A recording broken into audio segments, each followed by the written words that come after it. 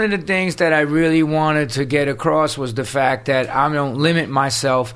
He was like, vegan, and I was like, I don't call myself a vegan. And well, let's talk about that. I mean, yeah, you're like, look, I'm more of a bhakti yoga guy, because that's your entry point into all of this. Yeah, because I was like, I don't call myself a vegan. I don't call myself, I don't label myself an Iron Man. I don't label myself a punk rocker. I don't put mundane labels onto my, and somebody just asked me that because like before I even went on the podcast, I was like, I don't call myself a vegan. And they're like, why not? And I'm like, because that limits. Well, Joe was like, yeah, but you are, right? Yeah, I said I practice all the ethics of veganism to the umpteenth degree, which is I don't use animal products, I don't wear animal products, I don't support any testing, I don't eat any animal products whatsoever. But I'm coming from a more universal approach with everything that I do, which I said I call myself a Hare Krishna before I call myself anything. And he's like, what? Like, it was, I kind of threw him sideways on the whole thing because he expected to me to defend my vegan position. And I was like, well, dude, here, check this out. He's like, where did the Hare Krishna thing come in? And then you told like a 40-minute story to bring that around. Yeah. But it was good because you had to contextualize that in order for it to make sense. Yeah, otherwise it's like, yo, this dude's weird. He got into like, people don't know really what Hare Krishna is about. And I kind of had to, to break it down and say like, yo, it was Bad Brains and they got me the job at the health food store. And then the guy there was this famous punk rocker named who played in this band, the Dots, and then he was, I would challenge him every day philosophically, like, and he would defeat me by quoting Bhagavatam and Bhagavad Gita and like all of this stuff and giving me this book, Science of Self-Realization. That shit was, once I read that book, and actually, wait a minute, to correct myself, he did not give me that book. He said to me, Krishna is going to show you that what I'm telling you is the truth. And 2 days later, I took organic vegan groceries to my mom, and I'm in 74th Street in Jackson Heights, Roosevelt train station, and there's a Hare Krishna there, and that's who gave me the Science of Self-Realization. 2 days later. And then I'm like, you're not going to fucking believe this, dude. I go back to the health food store, and he just laughed. Did he have like the shaved head with the little patch of hair on the whole thing? What do they call that? Sika. Yeah, with the robes and the whole thing. He was a monk, and he was distributing books in a train station. And the thing was, that's where I learned about service, because he goes, I said, well, you should just give me that book. Why should I have to pay for the knowledge? And he goes, it's about you surrendering to the process.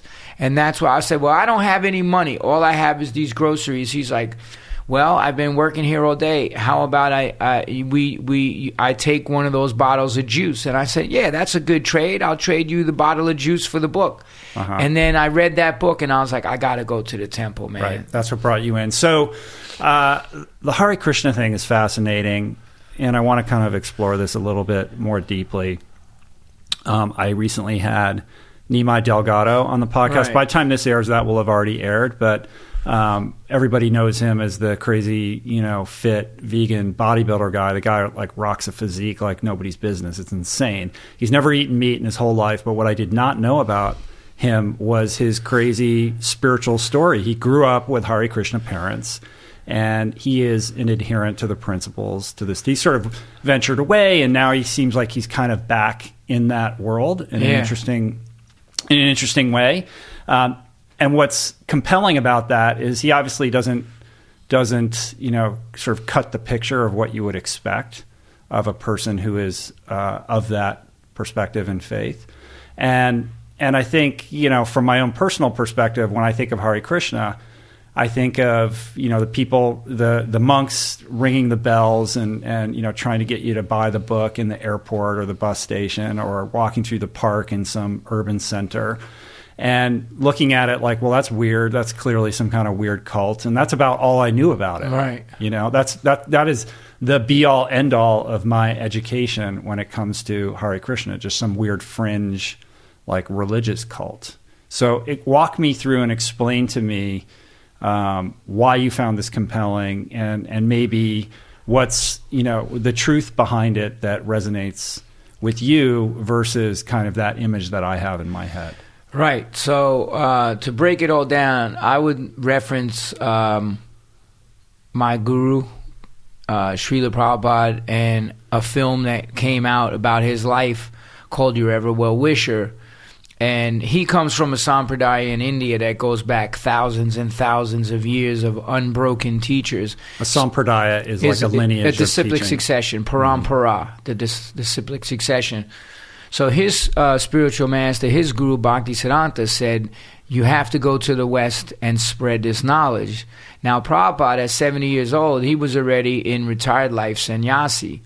So for him to get on a ship and cross 2 oceans and have a heart attack, 2 heart attacks, and come to New York because his guru told him to take the knowledge of the Vedas, whereas all yoga stems from the Veda means knowledge. So at 70 years old, he comes to New York, he gets robbed. He's, just his life was about service. So, down on the Lower East Side, opens up a storefront, all the yippies and hippies and Allen Ginsberg and everyone, and he starts the printing of his books. So Bhagavad Gita as it is, Srimad Bhagavatam, all this. So this is back in the 60s. And he came to New York in the 70s, though? No, he came to New York, I believe it was 66. And he passed in like 77. 77, right? Yeah. So, where he came to was the neighborhood where I live and grew up, basically, which was a very dangerous area for him to be down there. But that's the work. While all the other gurus were living up on Park Avenue, that's why I think he resonated with a lot of people, and especially with me when I found out about his story, because he came here with $7 and a case of books. Can you imagine at 70 years old, $7 and a case of books and the order of his guru, and having faith in that order that his guru told him, this is already preordained that this is going to happen. There's a golden period, whatever, the age of Aquarius. Everyone's looking for spiritual knowledge. Just go and everything will happen. And it did. People started joining. The temples got built, and the books went out. So when you see people in the robes and the shaved head, those are the monks. So their job is to go out there and follow in the footsteps of the Acharya. Acharya means one who leads by example, and that's what Prabhupada did, and distribute those books to help the next person in line. So coming from where I came from, which was a life of violence and a life of crime and a life of drugs and just all the insanity that me and my brothers had to go through, and still, when I first met the devotees in 1980, I actually met them first in Washington, D.C. when I was hanging out as a punk rocker. And we used to, make fun of them dancing, and all the punk rockers, we would just spoof on them dancing around on the street, like punk rockers with the Hare Krishnas. Right. But then somebody tried to get, we would see them all the time, and they would be so nice, and then some jerk-offs tried to, get in their face, and I stood, and I just got up in the dude's face. I was like, yo, back the fuck off, dude. Don't do nothing to these people. I'm going to fucking smash you. They're not bothering you. Fuck off. And that was before? I got to New York. But see, that was, and when I found out later, it's all about, in a weird way, that was doing some devotional service. It was like, it was planting a seed. I'm hearing the mantra. They gave me the food. They and then even with the bad brains, when I was meeting them down in D.C., I was in this health food store called Fields of Plenty, and the guy would go to the temple every day and go get the food, and then bring it back, and I would steal some of his food. And after working there for 2 months, the guy goes, yo, I know you stole my food every day. I was like, what? I did not, man, because And he's like, yeah, but it's okay. It's spiritual food. You're supposed to steal it. There's no hard and fast rules.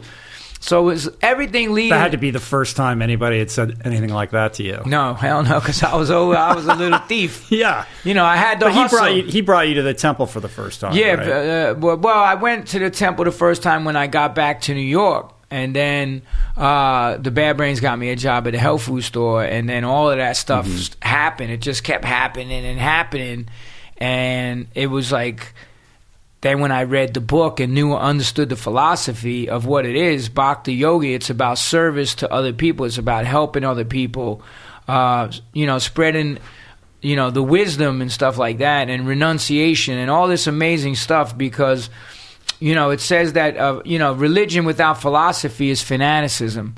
And that's what you have today, is a lot of fanatics. And then, philosophy without religion or devotion is mental concoction. You need a combination of both. So when I read those books by Prabhupada, the Bhagavad Gita as it is, the Ishopanishad, the Bhagavatam, all these little other books, Science of Self-Realization, which was snippets of his lectures to people on certain topics, I was like, and the main chapter that hit me was like spiritual solutions to material problems. Because everyone's trying to fix a material problem with another material answer. It don't work. What really starts healing people, and I needed healing because everything that I had gone through, lockup and the drugs and everything else, I needed to do some deep healing.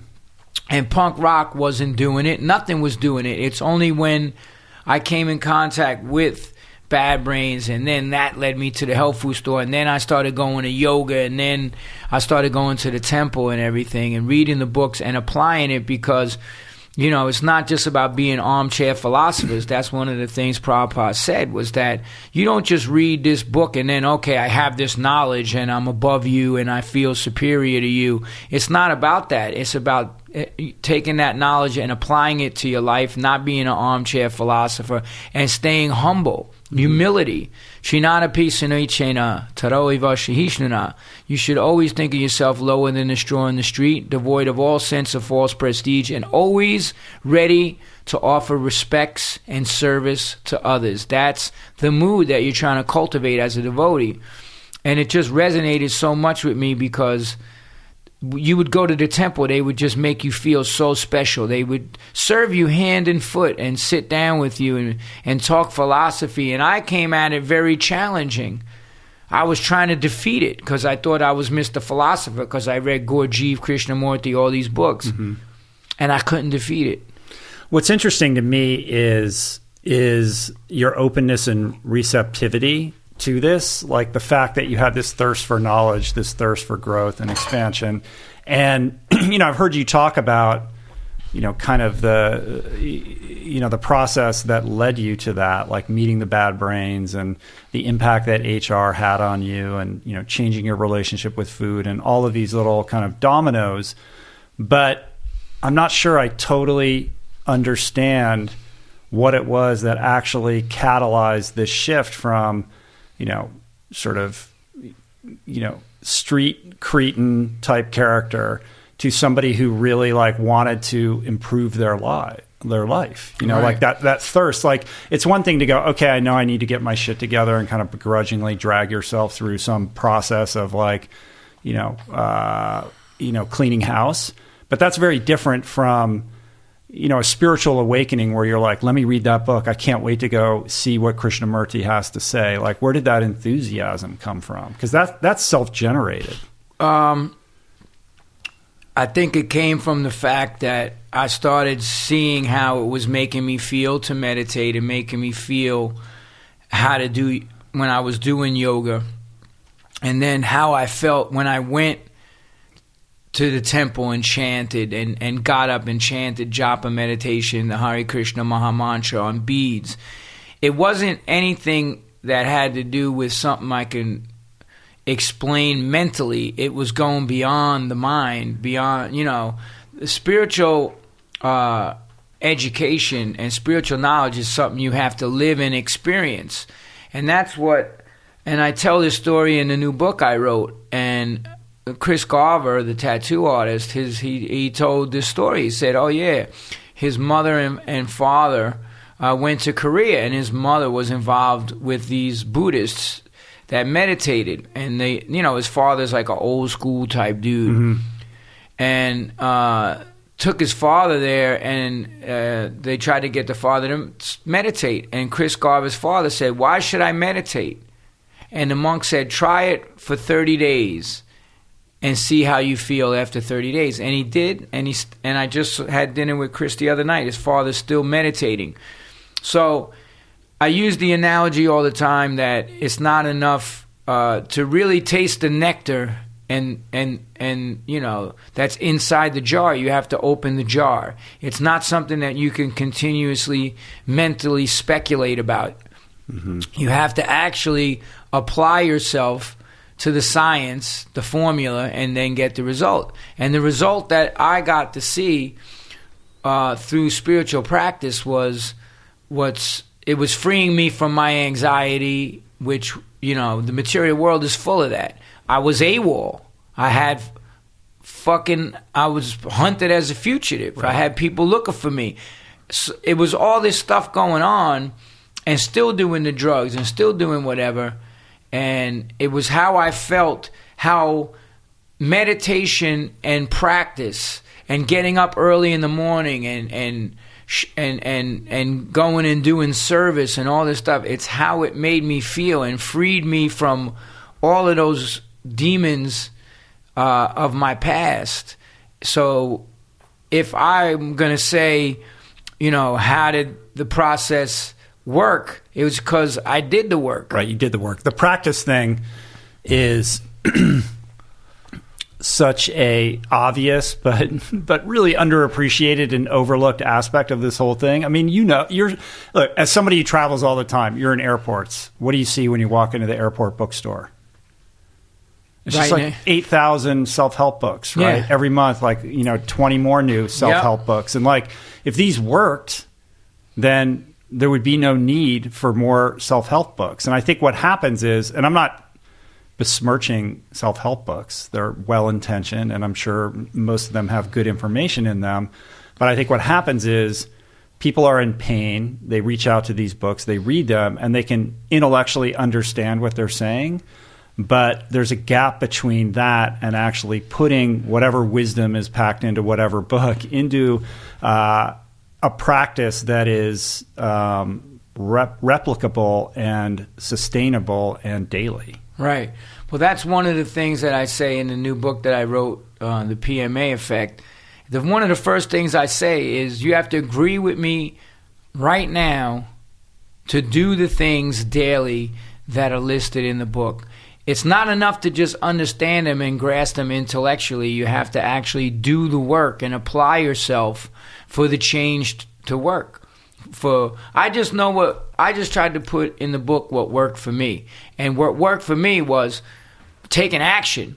When I got into this, I was like, I want to live as a monk. I want to live this because I started getting, nobody can sustain life without pleasure. You're either going to look for pleasure in the material world, which ultimately, because most pleasure is in the mode of passion, so it's pleasure in the beginning and misery in the end.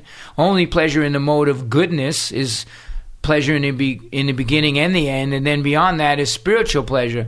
So in order to really experience that, you get those little tastes. It's called rasa, which is taste. Yeah, it's going to be there, and you're going to get that taste. But what I saw was how it made me feel, and then I'm like, I want to do this more. How do I do this? I said right away, I want to become a monk. I want to become a monk, and I want to live this every day and reap the effects in my life of what this process could do. And I would see the other devotees and be like, man, these people are so happy. And I think that's the greatest thing, that everyone sees Hare Krishna's dancing and they're so ecstatic and they're like, oh, they're fucking brainwashed. Because everybody that's walking around... I've definitely had that thought. If you look at people's, they say the face is an index of the mind.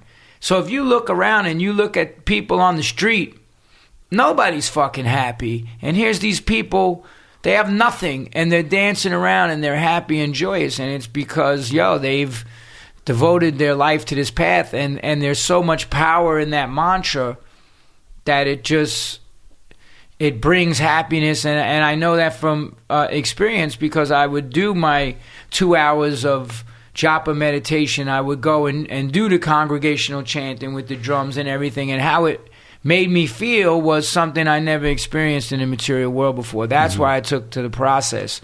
It was a feeling that I experienced. It wasn't, mental, intellectual, understanding something intellectually or mentally does not sustain. That's why people read self-help books and they have the knowledge, but then you talk to them 6 months later, they're going and do something else. I didn't want to be like that. I wanted to be like, all right, I'm going to take this up. Prabhupada said, do this, and you'll see the results that come. And that's what I did, and that's why I took to it, because little by little, the path was leading to me completely surrendering and becoming a brahmachari, a celibate monk, which I did for 2 years. Right, which I want to talk about. Do you have your japa with you right now? They're in my bag. In your bag. But you take that everywhere you go. Everywhere. And what's the daily meditation process look like? I try to get as many rounds as I can. There's 108 beads on so you chant Hare Krishna, Krishna Krishna, Hare Hare, Hare Ram, Hare Ram, Ram Ram, Hare Hare on each bead, and then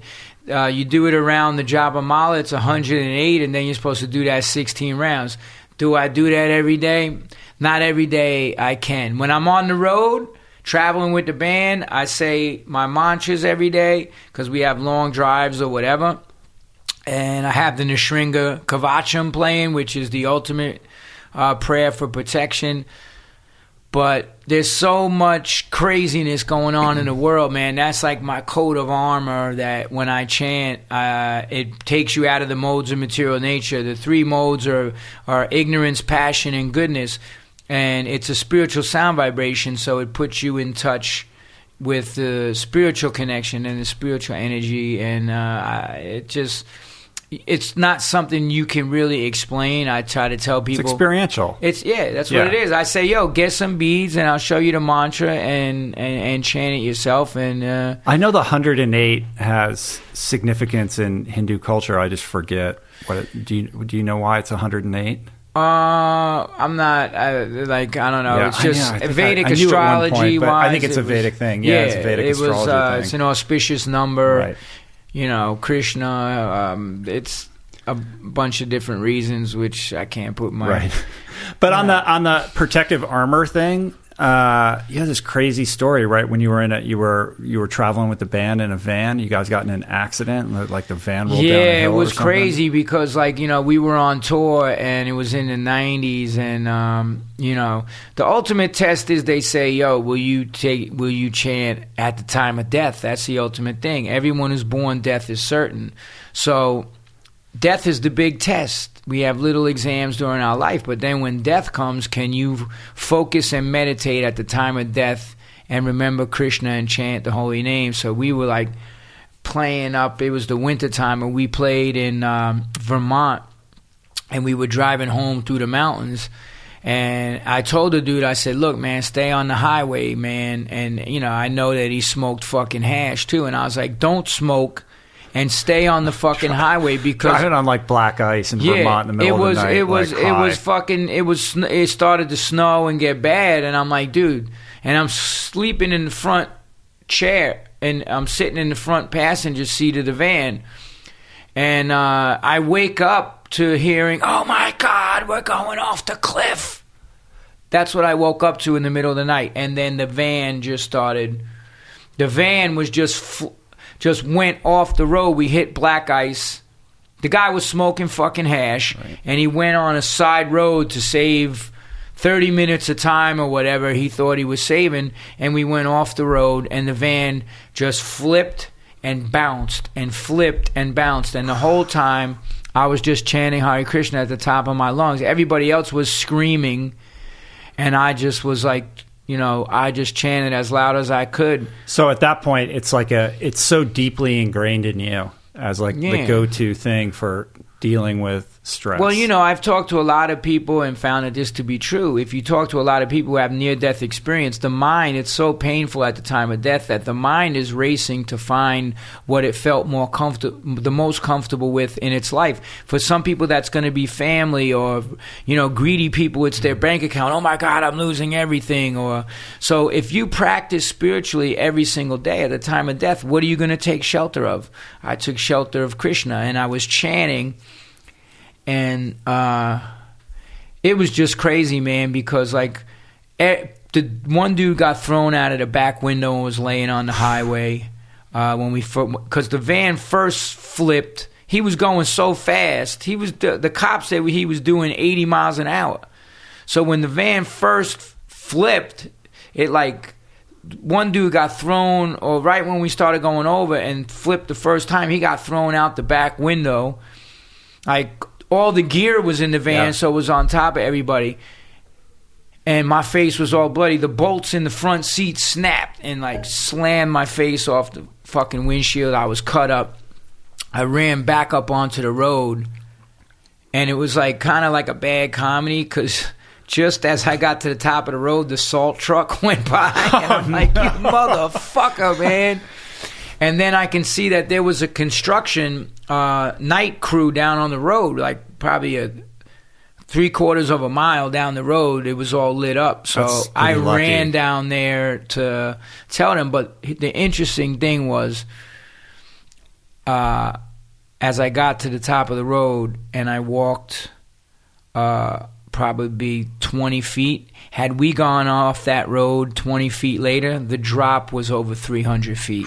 We would have fucking died. And I was like, yo.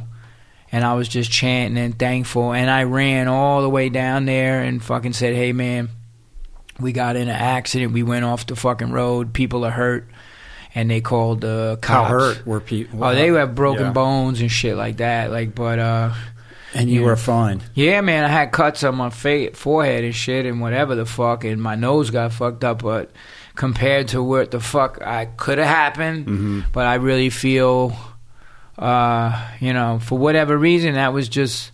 And I've been tested like that certain times where crazy shit's happened, and like all of a sudden out of nowhere, because death can come at any moment, and it's like you hope that you have enough preparation time to say your mantras and take shelter of what you got to take shelter of. But it's a test, and that's why I try to chant every day and trying to live a positive life every day, because I think we attract the energy that we put out into the world too. Like, and even then I was like having parties and fucking making pot brownies and being a fucking jerk. And I kind of think that was like, hey man, slap. Right. I saved you from 20 feet of dying. Yeah. You would have went off a cliff, but wake the fuck up, man. Human life is very valuable and you're pissing it away. And the thing is, when you do things in knowledge of what you're supposed to be doing as opposed to not knowing any better, the karmic reaction of that is much more severe. So I took that as a blessing, as a calling, as a call to action to take it to the next level. Absolutely. And how long were you in this before you became a monk, and you were a monk for like 2 years, right? Yeah. And how much of that was in Hawaii? Well, it first started out in Puerto Rico, and when I got to Puerto Rico, like I was doing the raw food thing, I was. If I glance at the recorder, it's just because I'm neurotic that it's not recording. Yeah. I'm listening to you though. Keep going, Dave. No, I know, but what was really weird was, but when I joined the temple, I first got into the whole thing. I went full bore raw foods. I met Victoria's Kovinskis. I met the people from Hippocrates Health Center. This dude I knew, Kevin, had a raw food restaurant. So I got in. I was completely raw, organic vegan.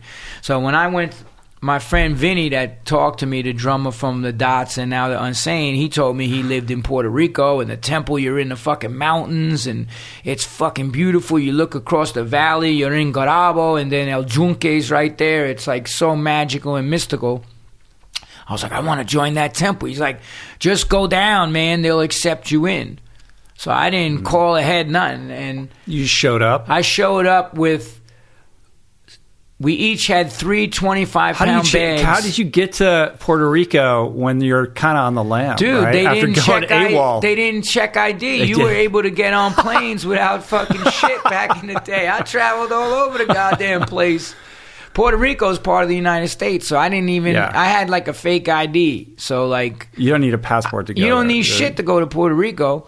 And I flew down, and I had 3 25-pound bags of sprouting seeds, and this other guy, Tomas from the punk rock scene, he had 20 because he was on this journey with me. We went down there together, and he had bags of sprouting seeds.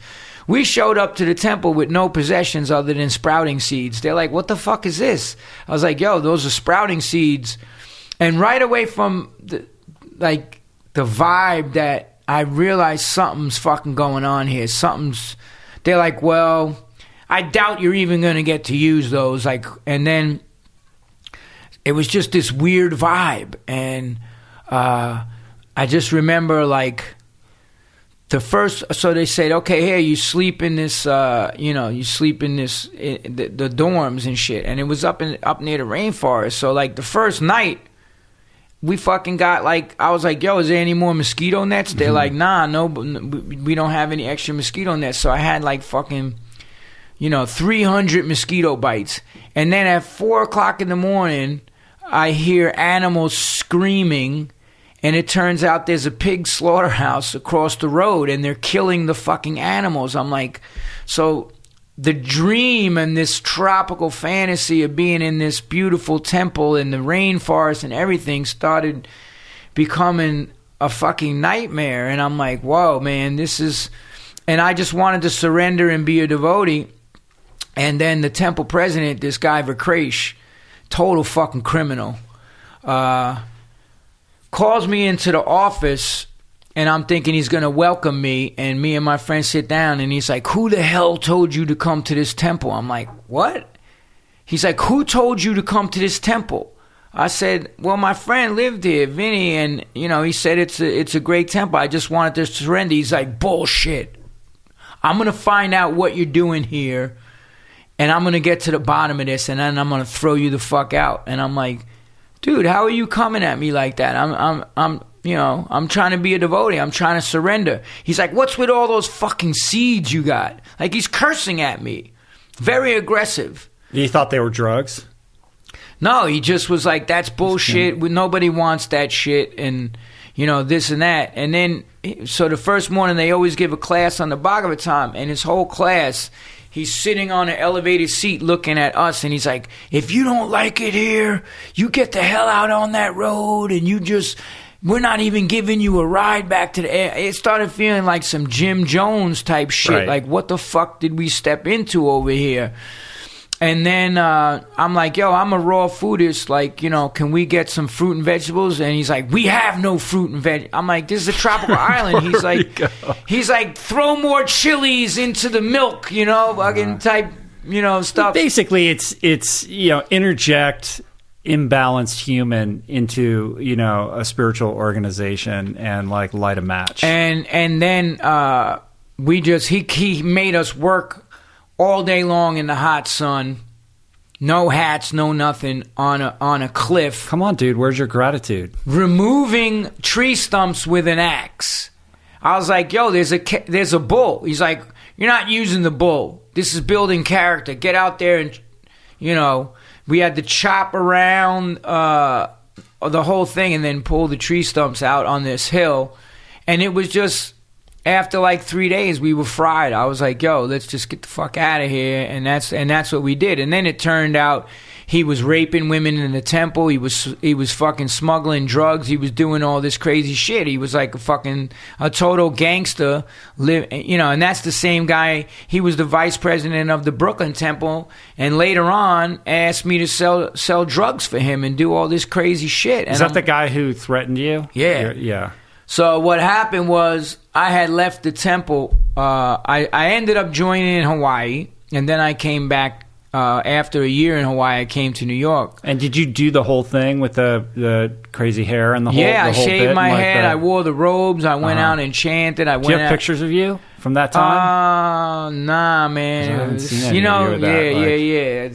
I mean, I'm sure there's some somewhere, but I don't have any. Right. And then I left Hawaii and I came to New York. How long were you in Hawaii? A year. Yeah, and that was where it clicked in, and that's when you started also doing martial arts, and it was kind of like this Karate Kid. Well, experience. it was.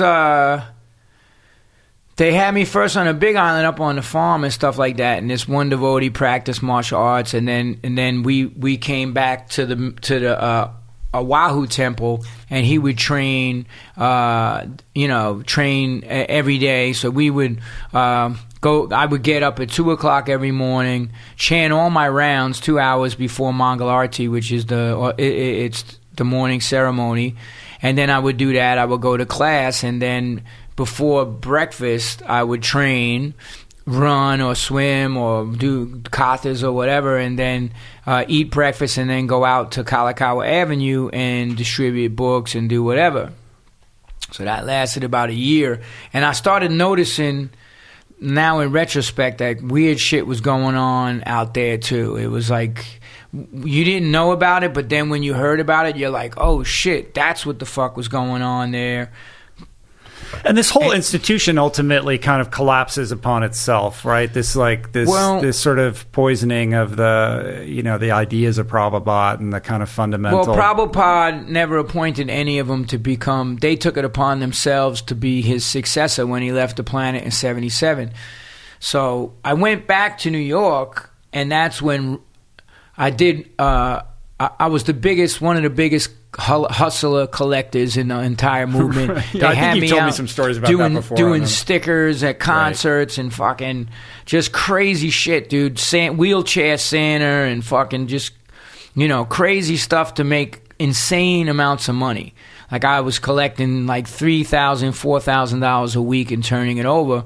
And then I started hearing that they're stealing the money and all this shit's going on. And Prabhupada never appointed any of them to be guru. They did it themselves, and you just started hearing all these nightmares. These kids were getting raped, and all of this shit was going on. And I'm like, once I heard about the kids in the school getting raped, that's when I was like, yo, I'm going against these people now. And I left the temple to do music and stuff, whatever like that. But I never lost faith. I kept going to the temple. So then, one of the weekends I was going back to the temple for the Sunday feast, that guy, Vakresh, comes up to me and he's like, we get large amounts of marijuana and cocaine donated. Do you know where I could get rid of it and we can give the money to the temple? I said, dude, you're asking me to sell fucking drugs? God. He's like, yeah, well, the person doesn't want to give money. Like, they have... it becomes like a mob thing. Yeah, so that's what he was doing. And he was stealing money. Like, he had all these businesses, and he was just keeping the money and driving sports cars and selling guns and doing steroids. He was like an African-American fucking thug, dude. That's what the fuck he was. And then I told this woman, I was like... I said, yo, Vakresh asked me to fucking sell drugs for him. She's like, what? And I said, yeah, he fucking said, do I know where to get rid of pounds and fucking kilos of cocaine and shit? And I was like, because he knew I was street, he knew I'm from the fucking streets, and I did know where to get rid of it, but I always kept my material life, and I kept the temple a sanctuary. I never brought any bullshit into the temple. When I had material desires to have a girlfriend or do whatever, I left. I was like, yo, I can't. This is my sanctuary. I'm never going to pollute this sanctuary. If I want to smoke weed or I want to be with girls or do whatever, I'm not going to do it in here and fake the funk and be fake and be a hypocrite. I left. These guys did it in the temple and did whatever the fuck they wanted. And is that still going on, or did it just? The whole thing got exposed. Well, let me not get ahead of that, and then I'll get to what the fuck's going on now. So what happened was I came back to the Sunday feast. Unbeknownst to me, she went and told everybody that Vakresh is selling drugs. So he comes up to me in the Sunday feast. He's like, I should beat your fucking ass. This is how he's talking to me. I said, what? He's like, yo, you fucking told everybody the conversation we had? I should fuck you up. And I was like, yo, you're selling drugs. I said, let me tell you something, bro. And I was only like, 22, whatever the fuck, younger. He's a grown-ass man taking steroids. I know he got guns and everything else. And I just said, bro, I ain't like these other dudes. If you put your fucking hands on me, you better watch your back for the rest of your life, because I'm going to put a baseball bat across your fucking skull. I'm not playing. You ain't doing shit to me. So he let it die out. And then, like, months down the road, it was like 4 or 5 months later, he goes, because I had started doing press in the magazines and saying, like, yo, these people are fucked up. Mm-hmm. And I started exposing. And I lost every single friend of mine that was a Hare Krishna turned against me. How could you do this? You're destroying. I'm like, I'm not destroying nothing. I'm putting the truth out there so people don't get fucking hustled by these charlatans in the garb of devotees. And Prabhupada said, demons will come to this movement dressed as devotees to destroy the movement from within. And that's who these fucking people were. That's what they were doing. So everybody turned against me and called me a fucking demon. And I went against Ramapad, who now turned out he tried to sucker and steal the temple for $58 million. And they kicked him out, but they were calling me demon and all this shit for speaking the truth. And they ostracized me from the whole community. Nobody would talk to me, but I knew what I had to do was right, and I've done that my whole life. I don't care if you are against me. I will stand in the face of 1,000 motherfuckers and speak the truth. That's what I do. So then months he waits by, and I was doing all this press and exposing them. And I go to the temple, and he's like, "Oh, hey, I got these condominiums in Virginia, and we need some work done. I'll pay you $100 a day. Come down there for a couple of weeks and do work on the condos with me." And I was like, "Really? Oh man." He's like, "Yeah, everything's cool. I understand. Just pretended everything was cool." So I told my friend Googie, the drummer from the Misfits, who was also coming around the temple. I said, yo, he just invited me down to work on the condominiums. He goes, bro, they're going to fucking frag you. If you go down there, you're not coming back. They're going to fucking kill you. These guys don't fucking play. They killed Sulochan. They killed these other devotees that spoke out against them. They're going to fucking whack you, dude. You're in the press saying all this shit, exposing them. And I was like, he goes, bro, don't go. You're not coming back if you go. And I didn't go. Whoa. And then it just kept continuing and continuing. And my friends were these kids that got raped in the fucking schools. They protected them. They covered it up. And I just kept speaking out against them. And even so now it became this whole big thing in America. So now they hustle and they use the temples as... and this is what's gone on in Brooklyn. The guy just tried to fucking sell the temple for like... And I have connections everywhere. I know people everywhere. A big-ass real estate person 3 years ago goes, hey, man, ain't this the temple? And he does big, huge real estate development deals. And he goes, isn't this the temple you lived in, 305 Skimmerhorn Street? It's on the market for fucking $58 million, the building. I'm like, what? They're trying to sell the temple. They kicked all the devotees out, and then these corrupt dudes at the top, Ramapad and all these guys were trying to sell the temple underneath the devotees' nose. And I started telling people, and then it came out that it's true. And now the devotees all stopped it. Because don't get me wrong, 95% of the devotees... It's the hierarchy who put themselves... They created a pyramid scheme where they're the enjoyers and the underlings underneath them. That's exactly what it is. Right, so the organization still exists. They're still... Yeah, so now they do their shit in India. Mm-hmm. Like I've been told, if you go to India, we're going to have you killed and all this shit. So did you have any further run-ins with that dude who tried to send you down? Yeah, I just saw him... He's still around. Just got out of prison because they caught him with drugs and guns. All right. No, but here's the thing. I saw him maybe, I don't know, I think it was 5 or 6 years ago. And he started trying to spread rumors about me to fucking, and I was like, I was like, yo, what the fuck are you talking all this shit? He's like, I didn't say that. And I was like, yo, I was a kid when you threatened me. I said, let's walk out of this park right now. I'm challenging you. Let's go. I know right where we could go, and I will fucking beat your ass.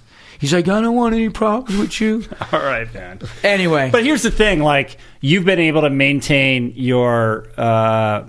Krishna consciousness. Your connection with with what for you is the truth of the the wisdom of the Bhagavad Gita and the Vedas, and like this information that was so impactful for you at that time. Exactly, because I knew it was still the truth no matter what. I don't throw the baby out with the bathwater, so to speak. I knew that there's this corruption going on, but I knew that what Prabhupada came to teach was the truth, the absolute truth, and how he lived his life. And that's the example that I saw. Service to others, renunciation, no bank account with millions of dollars in it like these other dudes. Everything, they went against everything what Prabhupada taught. But that doesn't mean that what Prabhupada taught is not the truth.